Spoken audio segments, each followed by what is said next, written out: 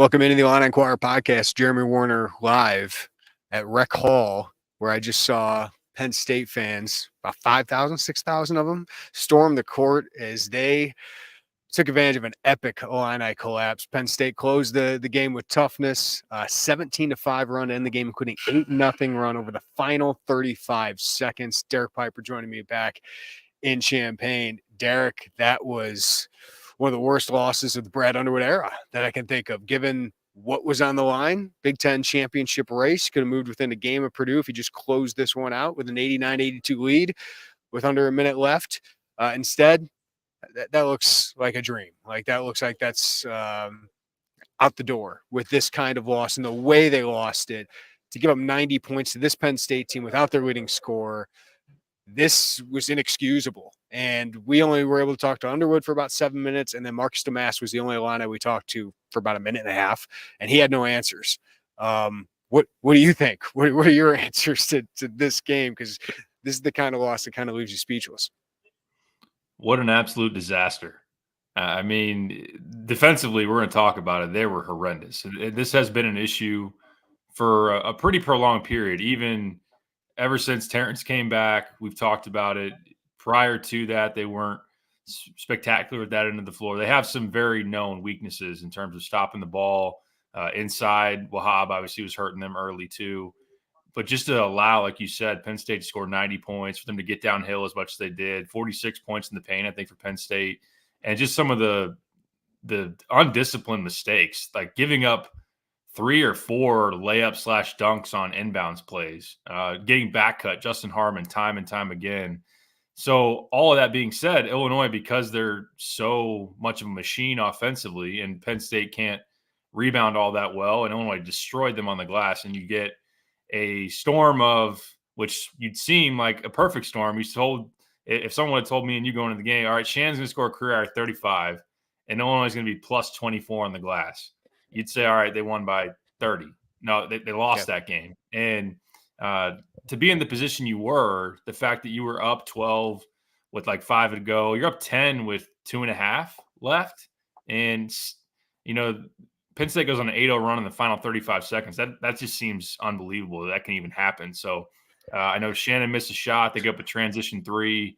They have issues inbounding the ball.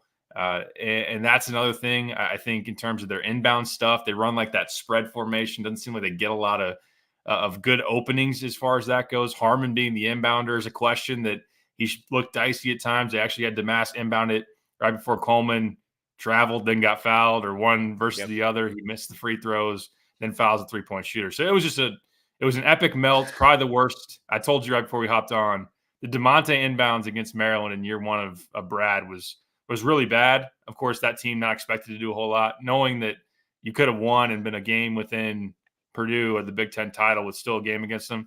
This is probably the worst collapse Brad Underwood's had. I had a great freezing cold take. After Illinois got a stop under a minute left, Damas gets the free throws to go up 7. I said they got the stop they needed. Illinois should close this out. And Penn State didn't even foul. Terrence Shannon misses a runner. Justin Harmon, ball hits his hands, isn't able to corral it in. Penn State gets a run out. And Brown, I thought, man, he's really going to pull up and take that shot. Hits a 3. And then Illinois turns it over. Terrence Shannon tries to fight through a double team instead of just dumping it off behind him to Ty Rogers. And then they get another layup. They can barely inbound the ball. I had to spend 2 timeouts on that. So they didn't have a timeout at the end to think about a play if it wanted to. And then Coleman Hawkins, you're right. He traveled. Then he got fouled. It was a gift of a foul call, in my opinion. And he missed 2 free throws to end what was a terrible night for Coleman Hawkins. Listen, I'm not good enough to play. I'm not tough enough to play.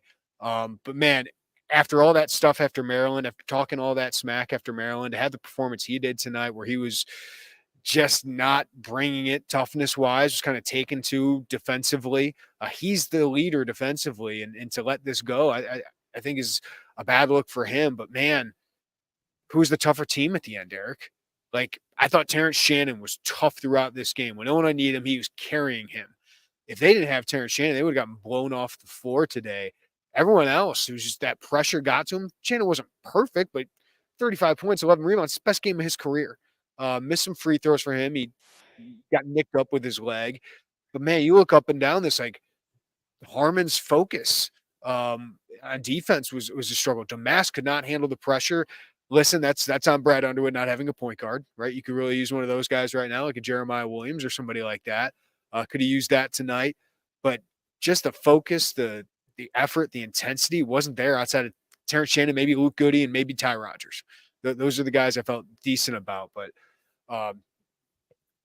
that's not good. You're not going to win games in the NCAA tournament. If you can't win at Penn State, and I don't want to hear any excuses, Derek, about playing in Rec Hall, right? Like, what's this compared to what an NCAA tournament is, right? Like, we've been there. The pressure of that moment, you got to be able to handle that. And besides, really, Terrence Shannon, I didn't feel like any of them handled that pressure for most of the night. And Terrence kind of let him escape it for 39 minutes of it.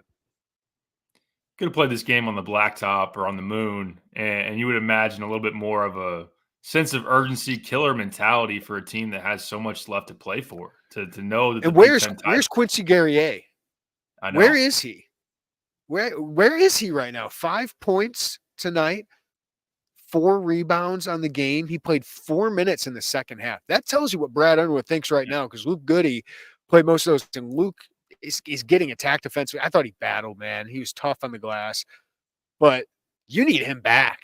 You need Coleman not to have that kind of performance. Like, these were some seniors tonight that, Marcus Domask just kind of weak with the ball. Like, that's what's bothersome. Well, yeah, I mean, it's a team full of last dance type of guys. It's their last go, and that's where it's an issue. And you're wondering what the heck has happened to Quincy. A double machine for a large stretch of January, and now doesn't even look like the same guy. Looks pretty much non-existent when he's on the court, and then when he's off the court, I didn't find myself wanting a whole lot more of Quincy Guerrier late. I knew he was out. I just didn't think that was something that was really working. I did think Luke battled. Yes, he's susceptible to getting attacked, although everybody tonight was getting beat to the basket, giving up threes and having breakdowns defensively. So, and Luke actually made some threes in this game. He did miss one late that obviously would have probably buried Penn State if he makes it, but you could say the same thing about free throws from Coleman. Terrence missed some free throws. Justin makes that shot. I want to circle back. If you don't call those timeouts on the inbounds, you can maybe draw something up where you probably want Terrence shooting that last shot. I'll say you got a good look.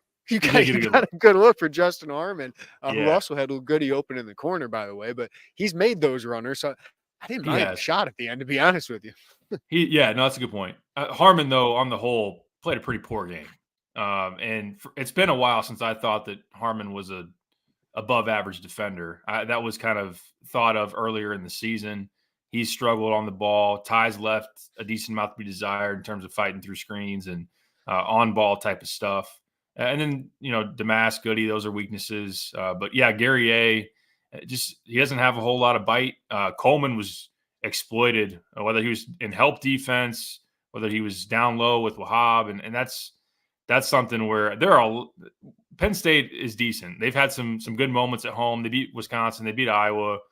They've had some moments, but they're a lot more offensively talented teams than Penn State. Obviously, teams that could stop you more than what Penn State was able to do. So that for them to win like that, I'm with you. I think as you project it forward in the tournament, yes, there have been teams. I wrote about it within the last couple of weeks, like Miami last year. Their metrics were essentially they try to outscore everybody. They don't really guard anybody, and they can just flat out outscore you. They put 90 on Houston in the Sweet 16 last year, 89 on Texas, and they went to the Final Four. But for the most part, those teams that are that flawed on one side of the floor, whether it be offense or defense, for this team, obviously it's defense, there's a lot higher of a probability that you don't make it out of the first weekend. So that's where Brad should be pretty displeased. Listen, this team's probably going to be a 4 or 5 seed now, right? Like that's the impact of this. Like, you lose a game like that, it's quad 2, I know.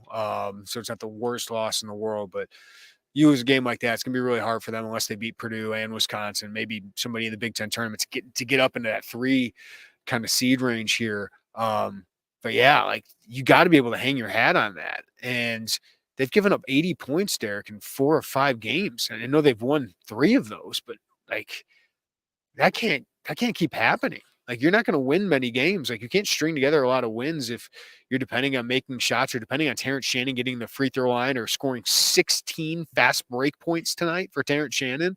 It's insane. Like, you wasted one of the best performances I've ever seen. Like, if Illinois would have won that game, this is all I've been talking about is I tweeted it there in a program that has D Brown, the one-man fast break. I would assume the smoothest fast break player I've ever seen.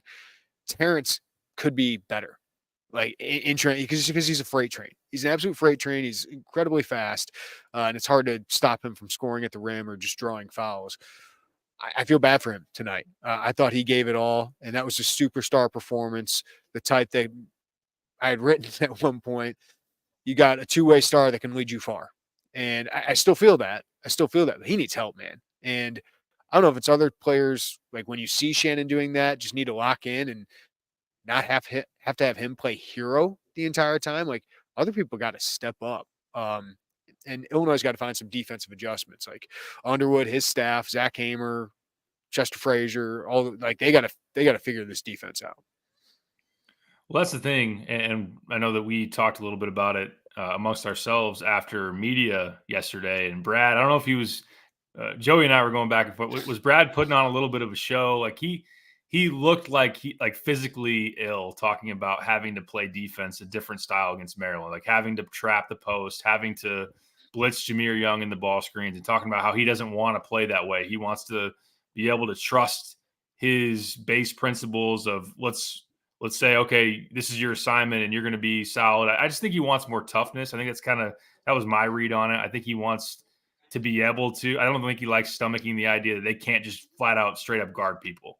And I think he wants accountability. I think he wants accountability. Like, you can't just hand off your guy to another guy. Right. And that's why he doesn't like switching. I think that's what he loves about what Terrence is doing. Like, Ace Baldwin didn't make a field goal for the second half. He's 3 of 12. Now, he had 12 assists because other people were cutting and he was able to get them. But I thought Terrence did a really great job defensively on Ace Baldwin Jr. But I don't know if anybody else made a positive defensive impact.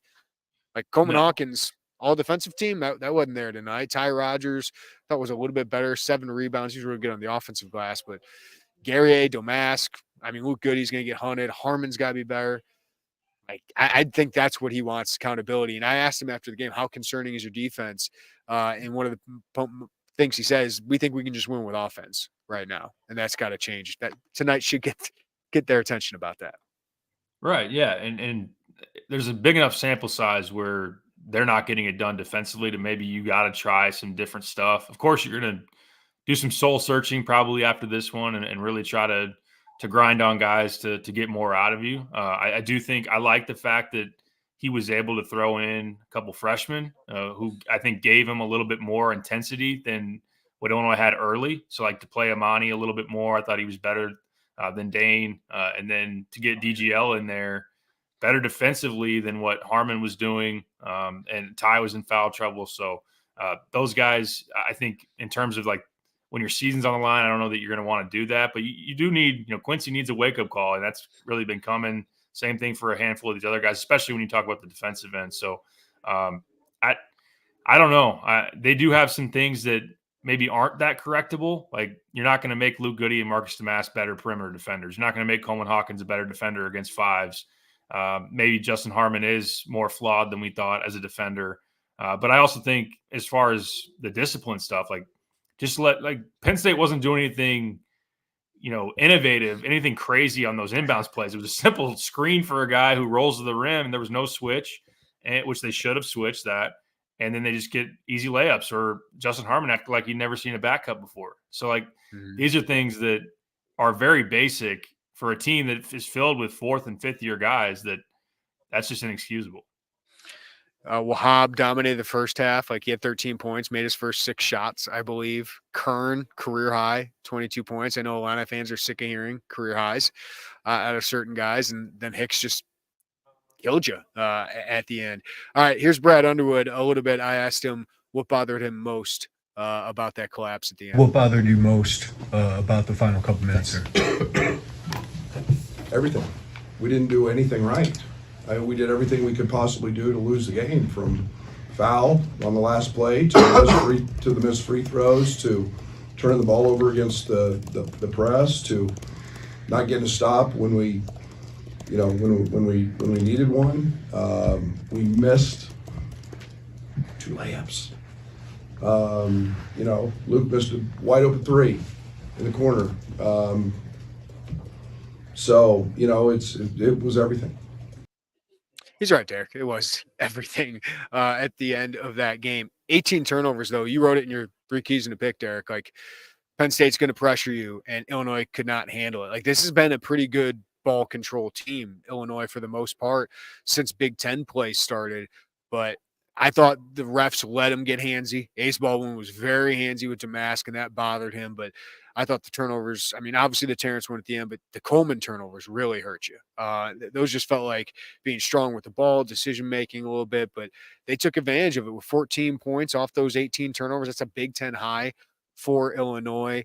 They got to be tougher with the ball, but that's when you got a smaller team, I would expect more teams to do that, and that's something Illinois has got to be.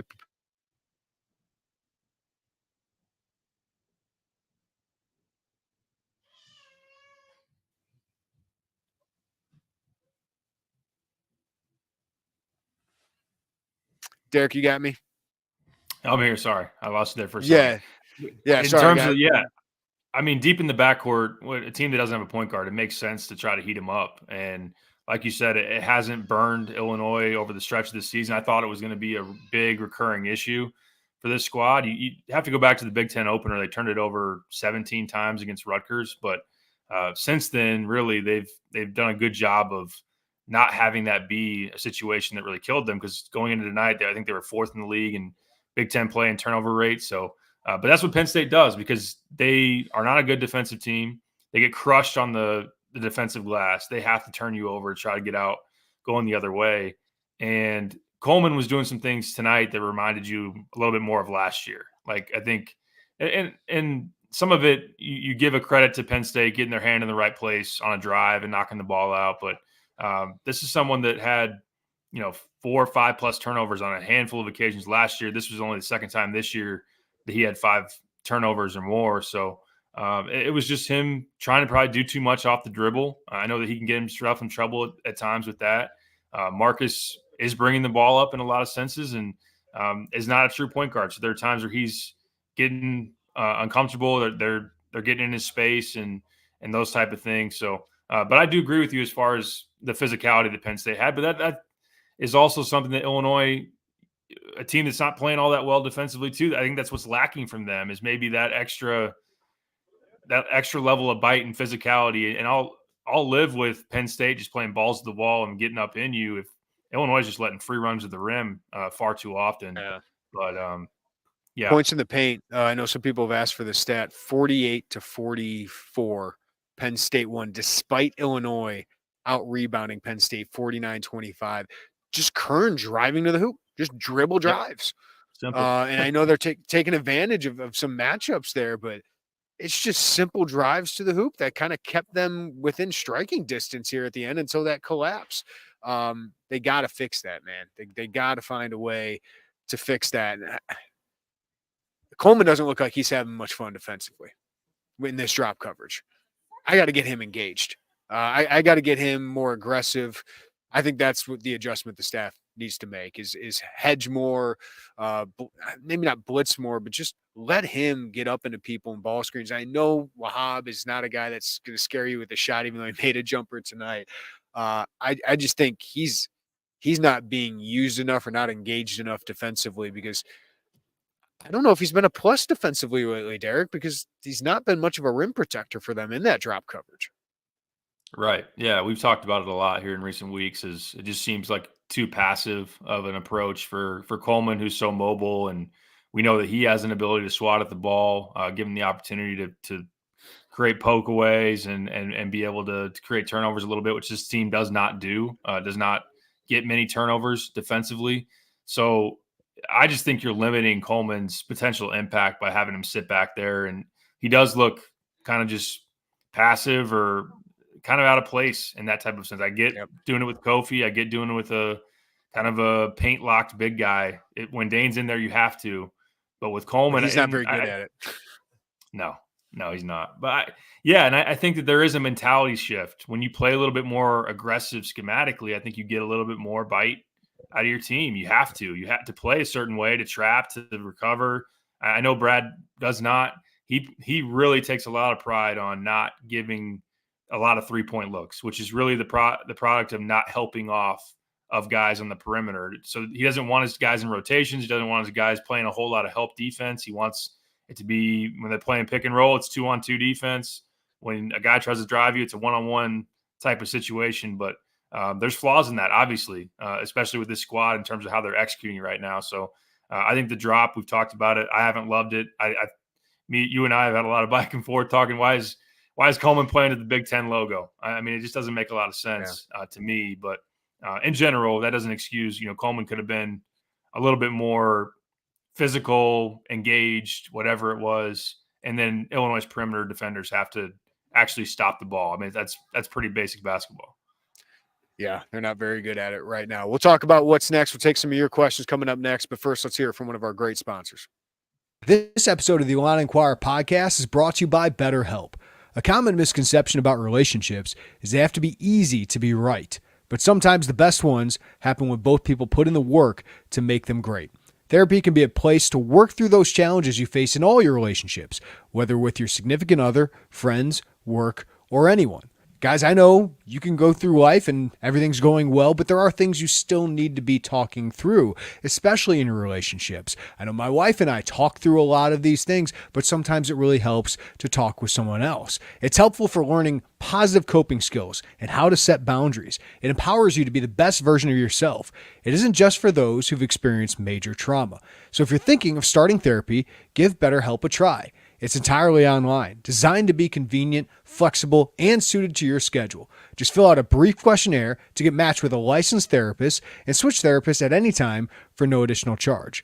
So become your own soulmate, whether you're looking for one or not. Visit BetterHelp.com/Illini today to get 10% off your first month. That's BetterHelp, HELP.com/Illini. All right, Derek. Illinois better fix that defense because Iowa's coming to town on Saturday, and boy, they can get hot from three. They're a good offensive team. Maybe two teams looking in a mirror a little bit. Illinois's got more talent, but two really good offensive teams. But Illinois is kind of playing the Fran McCaffrey Iowa way, where it's a lot of offense, not a lot of defense. Peyton Sanford's playing at an all Big Ten level right now, one of the best shooters in the Big Ten. See him in some mock drafts right now when Coleman Hawkins is not. Terrence Shannon is back in ESPN's right now. Sam Vecini from The Athletic said he's not going to put Terrence in until there's resolution to his legal case or what he hears from NBA teams if they're willing to draft him. Shannon's certainly playing at that level. Owen Freeman might be the Big Ten freshman of the year, kid from Bradley Bourbonnais, my neck of the woods. And then Bren Krikke, another Missouri Valley transfer that's playing incredibly, incredibly well. And we know Tony Perkins can cook the Illini, and he can cook drop coverage. So, oh man, they better get this ready, Derek, because they haven't lost back-to-back games in the Big Ten yet. And I don't think this season, right? So better fix some things in the next couple of days for the staff.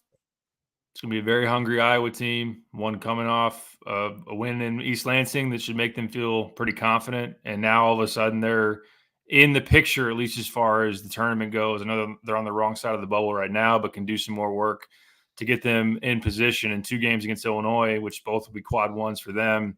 Will give them chances to build that resume. So, yeah, offensively for Iowa, like you said, Tony Perkins' ability to get downhill. He's strong. He's got a decent athleticism. And then last year in Iowa City, I mean, he just killed you with that pull-up game, that ability to find the soft spot in that drop and be able to hit those mid-range shots. So you got to be able to fight through screens. I mean, that's really something that Illinois hasn't done all that well, but except for I'd say Terrence Shannon here recently. I'm sure Shannon would probably see a decent amount of that matchup. We usually talk about Illinois limiting teams from 3. Of course, they gave up some tonight. Sanford, though, I mean, he's got such a quick trigger. He doesn't need a lot of space, and he's a guy that can just fill it up. Especially, talk about transition. Illinois is probably giving up a little bit too much on the offensive glass too, which leads usually to good 3-point looks. And yeah, I mean, Freeman is someone that in high school, maybe wasn't the toughest guy, was someone that you saw projectable skills. He's been a lot better than I would have expected as a freshman. So That's a team that offensively is rolling. And yeah, I agree. Like they're more talented Illinois than this version of Iowa, but maybe you look back to the Murray brothers Iowa team, or even the Luka Garza, Joe Wieskamp, teams that could really be in an elite echelon offensively, but obviously give it up defensively pretty easily. Their metrics align pretty much with who Illinois' metrics recently over the last, it's not even a small sample size anymore, a month and a half, close on 2 months, looks like an Iowa type team, which we know Iowa has not gone on that extended run in March yet either. Yeah. Well, Fedigator brings up $5 super chat. Appreciate you, Fedigator. In 25 years of KenPom, every champion was top 25 in both offense and defense.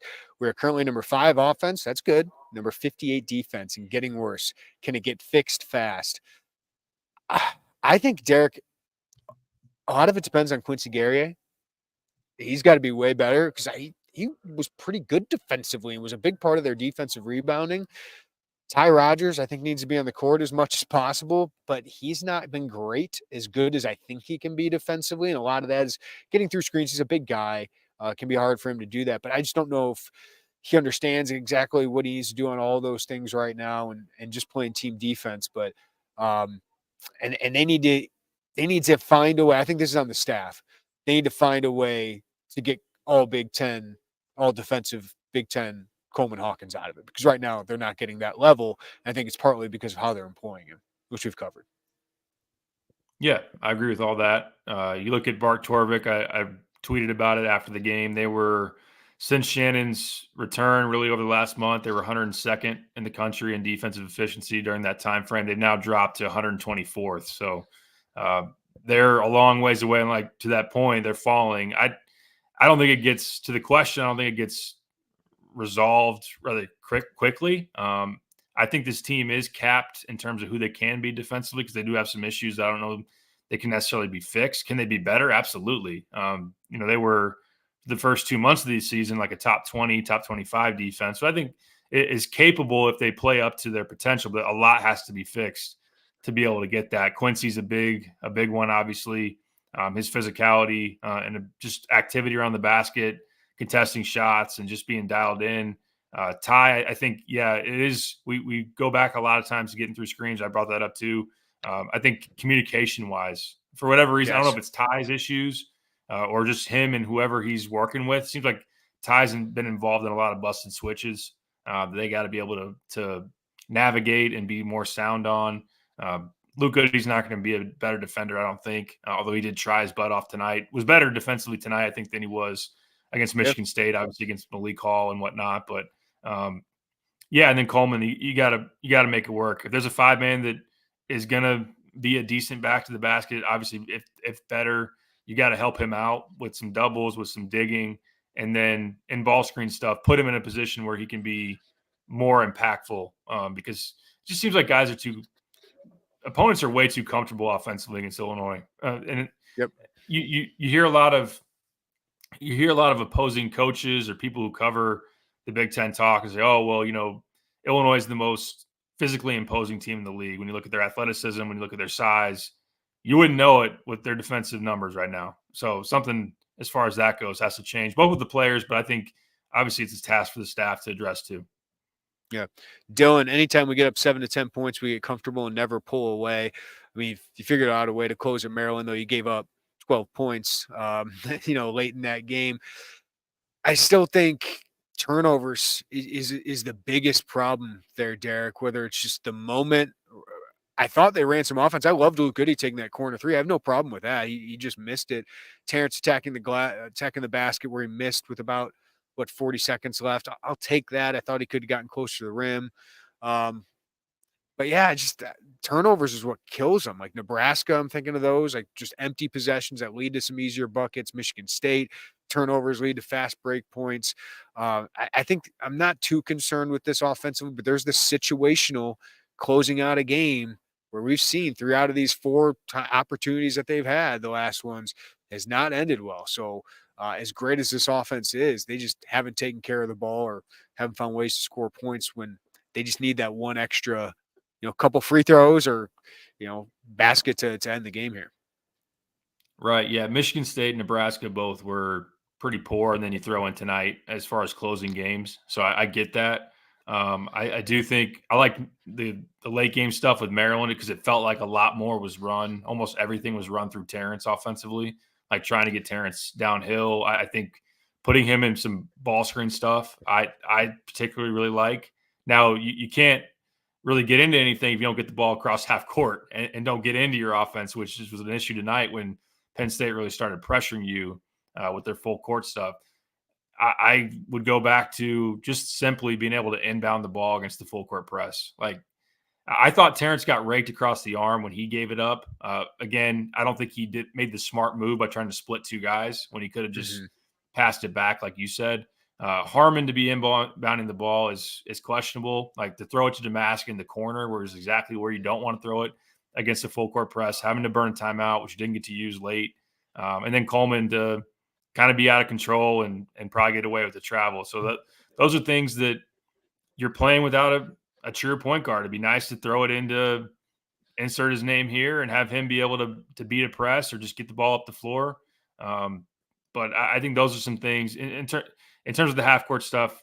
Yeah, like what you said, they'll live with some of the shots they ultimately got, but it's more about defense and stops. Obviously, some untimely missed free throws tonight that on the whole they shot it pretty well from the line. But yeah, it is something that situationally you talk about late in games, especially when everybody's thinking about March at this point. I mean, we're almost there, and Illinois, if they get into under four, it's a possession game, 2-possession game. Can they be solid enough, especially if they're holding a lead without that point guard? I think that's still a question. Yeah, I looked at Scott Ritchie next to me at one point, and Domask had a take to the rim, just never looked like he had full control of it. I just kind of looked at him and said, I really want the ball in Terrence's hands, especially tonight. Like, if he makes a mistake, he makes a mistake. But I'm just riding with that guy. You know, Mark said 15.6, but he just never looked comfortable for most of the night. Maybe early in the first half, but I just roll with my guy there. He's a star there. Ty, I think DGL and Amani can play some good minutes in the next few games. They were going to be a positive. My don't overlook from tonight was those guys made an impact on that. You know, you put Coleman Hawkins on the bench because it wasn't going very well, and felt like Brad was sending a little bit of a message there for him after a couple turnovers. Amani gave you some good minutes, man. Like Wahab, that's a tough battle for a freshman who's giving up size to him, and he had that great sequence where he forced a miss, got a rebound. On the other end, Terrence found him for contested layup. That was a huge moment. I just thought he battled. I think I just know what I'm going to get from him, which is effort, energy, and some toughness. And then DGL had a nice driving layup, missed a three. Wasn't perfect, but it was nice to see those guys have some mental toughness tonight. In a tough environment with the Illinois down, they come in, extend the lead.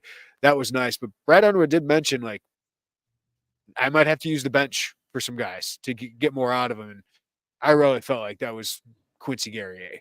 He certainly used the bench on Quincy Guerrier in the second half, only 4 minutes. Right. Yeah, I think I agree with everything you said. Amani's definitely a hard hat, lunch pail type of guy, really tough. Going to be engaged, going to give you good energy. I think DGL is giving you fantastic energy. It's just whether the execution is there and whether he's not fouling too much. And those are some things that we'll see if they right themselves and that he can be enough of a net positive. And I don't know that he'll get really extended minutes, but if in a situation to play him, 10 minutes in a game or whatnot. But when Justin's not stopping the ball and he's getting back cut, why not throw? And he wasn't giving you a whole lot offensively either. Why not throw DGL out there? Boy, it'd be nice to have a Sincere Harris in a rut defensively right now that you're in. Boy, yeah, that might have been the statement of this entire podcast. You could use that. Somebody Kip said, who is the guy in this team that gets in everyone's face to say the lack of defense has to change? It's probably got to be Terrence, and I've seen him be more vocal here recently. I think Ty's got a little bit of that in him, but he got in foul trouble, and I still want that guy in the court at the end of games, Derek. I just feel like he's shown he can make some free throws. I understand he doesn't do that all that well, but gives you another ball handler, maybe take some things off Damask a little bit. But just I never questioned that toughness and energy from him. But it's probably got to be Terrence. But I think Coleman, like, if he's the air traffic controller of that defense, there's some accountability and responsibility with him too. No doubt. Yeah, I think Terrence, and you wrote about it in your column recently about Terrence coming back and maybe being a little bit more passive as that alpha guy. It did seem prior to the suspension that he really was embracing a lot of that, to be more vocal, to be more of a follow my lead type of guy, which he didn't have last year. So we'll see if that picks up. I mean, it should. It's a guy in his last run who's, of course, an All-American caliber player, and Coleman's got to be able to, as a veteran, be able to hold guys accountable too. Of course, got to hold himself accountable. I do think sometimes I want to get your input because you had the look of the bench and more of the view of the entire situation. But sometimes Coleman gets caught up in his own emotions, maybe a little bit too much, and then keeps some other guys in check. Like, how did that look tonight on his end? Yeah, Brad was laying into him when he benched him towards the end of the second half. I think he just thought he was being weak with the ball, and probably weak on defense. Just so many times I'm seeing guys get to the rim at Illinois and not even have to shoot free throws to get a layup. Like that's bothering me. Just kind of giving that up, and it's a contest, I guess, but it just doesn't feel very tough. Let's see. Coleman Hawkins had one foul tonight. Like, use some of those. Yeah. Like, you can still use some. I know Illinois needs you, but in the second half, use some of those fouls. I would have liked to have seen. After he missed that first free throw, he was kind of in his head. You could tell, and he left that one short and didn't even give himself a chance. You make that free throw, probably win the game, right? Like, it almost looked like the second one was weird. Like, it almost looked like he tried to miss it. I know he didn't. I'll have to watch it back. But it was just it looked like someone that was not dialed in. I don't know if the pressure got to him or if he just wasn't feeling it tonight, which, of course, everybody has their off nights. But it's just a bad night for him to play that poorly. Yeah. I guess it would have been a tie game because then he fouled. Just let him shoot that shot. If it goes in, it goes in. But to foul him and give him 3 free throws, that one hurts. Derek, you got anything else? They didn't feed us in here. They didn't give us any water, so I need to walk down the street. Jeez. The other building doesn't even have power on press row, so they really accommodate. Right. They care a lot about basketball, if you can't tell. We didn't get into the arena until 80 minutes before, which at Illinois I'm usually there 2.5 hours to 3 hours before. But yeah.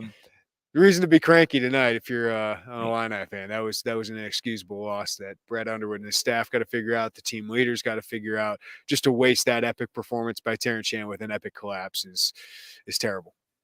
Yeah, and you wasted the Ohio State win over Purdue.